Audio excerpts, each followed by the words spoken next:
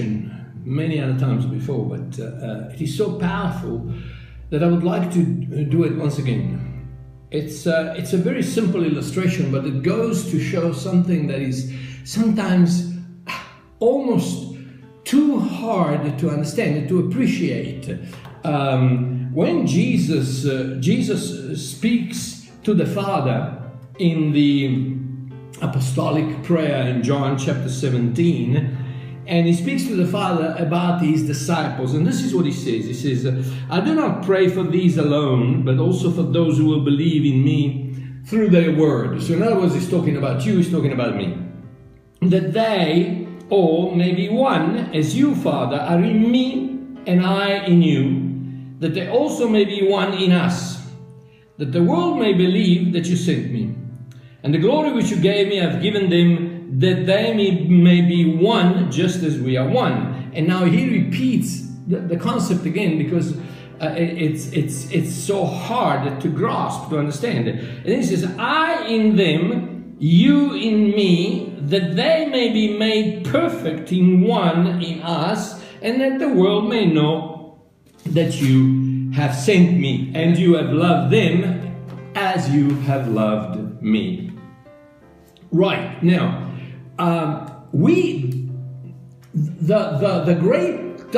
greater part of Christianity doesn't have much of a problem in understanding the in Christ concept. I get saved, I get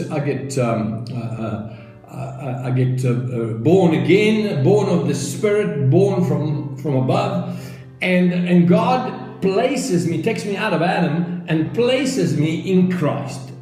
And okay, I can go with that. But then you have the other concept when he says that you will ask the Father and he will give you the Spirit and he will come and abide in you. So now it's not only me in Christ, but it's also Christ, the Spirit, in me. So I'm in Christ, Christ is in me. It's already a bit confusing. But if that wasn't enough, then we both, Christ in me, me in Christ, we both in God, who is in Christ, who is in me, and it becomes totally confusing. So we have, the church at large doesn't have much of a problem with believing Christ in me, and then on the other hand, me in Christ. So Christ in me and me in Christ are okay. But when you put them together, something happens that is very difficult to understand. Why? Because we refuse to consider the fact that when God says you must be born, Jesus says to Nicodemus, you must be born again, you must be born of the Spirit. That which is born of the Spirit is spirit. That which is born of the flesh is flesh, but that which is born of the Spirit is spirit.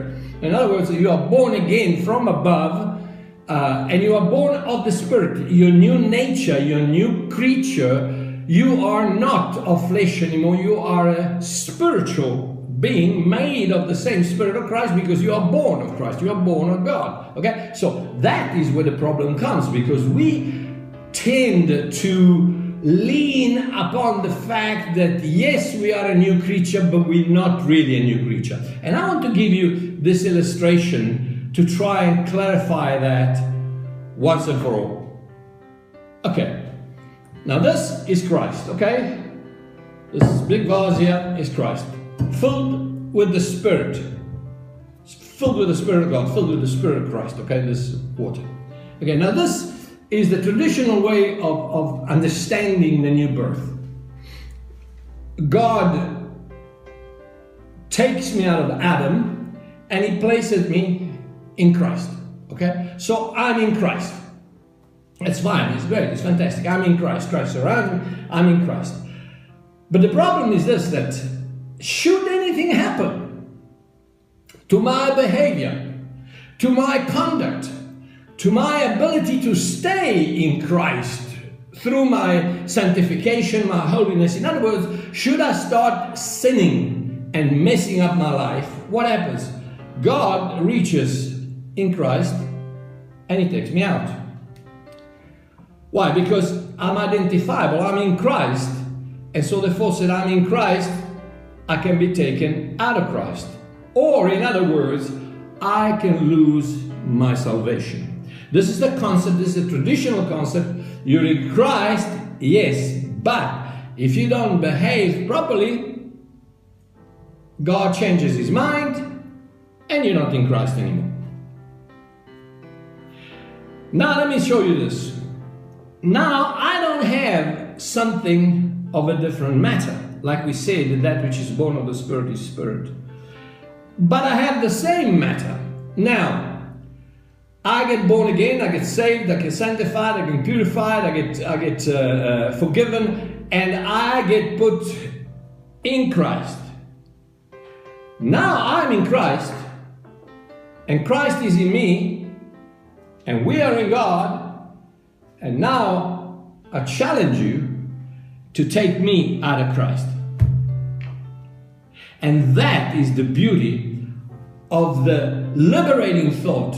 Once a son, always a son. You can't take me out of there. I am made of the same stuff as Jesus Christ is made. I am in Christ, Christ is in me, we are in God. That's what Jesus said in John chapter 17. Unless you think same stuff, same matter, you cannot understand it and you cannot explain it. Because you can put me in Christ, but you cannot put Christ in me if I'm not of the same matter.